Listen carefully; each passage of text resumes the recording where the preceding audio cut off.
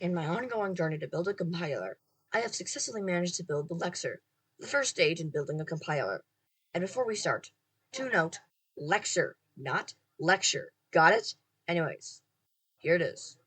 So all Lexer's job is just to take an input piece of code and split it up into individual tokens. Pretty simple. And how my Lexer does it is like this.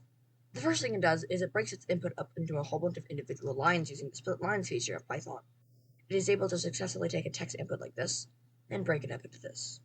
The next thing it does is it just goes over every single item in this list and feeds it into something that breaks it up into subtokens. How that works is it enumerates over every single character, checks whether or not it's alphanumeric, and if it's not alphanumeric, it cuts it off right there, and then it just keeps on going.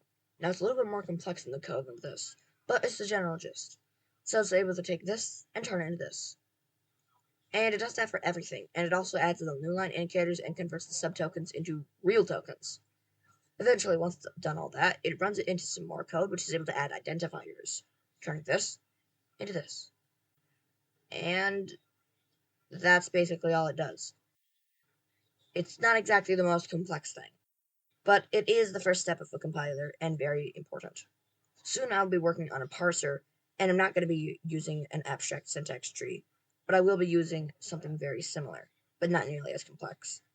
It'll be kind of like a hybrid between line by line and AST.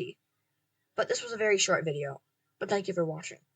Soon I will come up with the parser video, and then eventually the code generation video, and on and on. Anyways, thank you for watching. Goodbye.